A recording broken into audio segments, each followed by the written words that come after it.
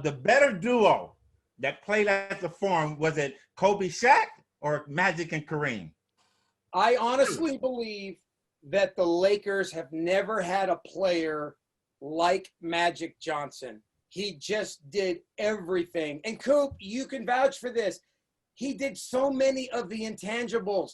He refused to lose. And the influence he had on the rest of your team was unbelievable. I know he had Kareem, but look at the night in Philadelphia when Kareem was out. What did Magic do? He jumped center, ended up with 42 points, and had the game of his life. I mean, there was just something about Magic. Whatever it took, he was going to get the job done. And he made his teammates better. He got you the ball. And not only did he get you the ball, he got you the ball where you wanted it. He would get you the ball opposite side where you could step into a three. One of your most underrated things you ever did. How many big-time threes did Michael Cooper have to not only put 3 points on the board for the Lakers, but ruin the opponent? I mean, and you know Coop better than anybody. He's a former NBA head coach. That three-pointer, it can be a dagger, and you hit a lot of daggers to give the Lakers wins, man. That was big. It was big. It was big. Better coach to coach there, Phil Jackson or Pat Riley? Oh, I'm such a Riles guy. I'm such a Pat Riley guy. Why? Because he's a big tipper? Come on, Roger. We're going on that coaching ability now. Okay. But and here's the other thing. They both had insanely great talent. Yeah. But when you have incredible players like Riles had you and Magic and Kareem and Worthy and all the guys, and then Phil had Kobe and Shaq, you're dealing with a lot of egos there. And I think they were really good. I think maybe Phil was a little more cerebral and a little more psychological. Riles, man, he was tough. And he stayed on you guys, sometimes a little too much, I would imagine.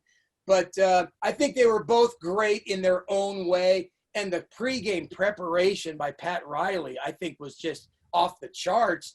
He did something as well as anybody that if you want to succeed in basketball or life, Riles dominated the details. And if you want to be great at anything, you got to dominate the details, and nobody did that better than Riles. And you know what? That was the biggest thing about him is his attention to detail. I've never had a coach, and again, I've had many coaches, but Pat Riley would probably be the best. And I emulated my coaching style and techniques after him. One of the best coaches for getting you prepared to play, and his motivational speeches and talks. Some of his talks, I was like amazed. It was like, listening to Hemingway or something like that, because Riles could get you up to play the game. And all while doing it in a $5,000 Armani suit. I mean, it was just unbelievable. It was such a great look. How perfect was Riles? And his hair slicked back. Yes, how perfect was that look for that time, not only in the NBA, but in society. I mean, in Hollywood. Right. He was up and down the sidelines looking like Michael Douglas. It was unbelievable. Perfect coach and look for Showtime. Totally. No question. Coop, do you have any examples, like anecdotes that you remember of like just how crazy he was in attention to detail? One of the things he used to do for us in the playoffs, because once we got to the playoffs and we got ready, and back then we had the VHSs, not the digital stuff they have now, is that he would put your scouting report together, and he would have the assistants do it, and then he would put together, it would be like in order to get you to watch the whole thing, because he knew we'd watch the first 30 seconds, and then Kareem would throw the tape away and come in, and we could almost BS our way through the pregame talk, is that he would put a code word. So, like, for instance, mine would be, if I had to guard on my tape, would be Larry Bird, Dennis Johnson, never ML Carr, because that always sat on the side waving a towel, and I knew what he was going to do. But let's say Larry Bird and Dennis Johnson, he'd go, Coop, the code word is Bird soars. And it could be in the beginning, the middle, or the end. So that way the next day you come to practice and he'd ask you about your person that you're matched up with, and he'd go, what's your code word? And you have to know it. And if you didn't know it, you got fined like $1,000 for back in the 80s. That's a lot of money back then for us. So those are some of the things, attention to detail, that Pat Riley would kind of do to kind of spruce things up. And one more thing about his motivational, he told us about his father growing up and how his dad, there was a bully on the block. And his dad would ask his father to come home, be home at a certain time.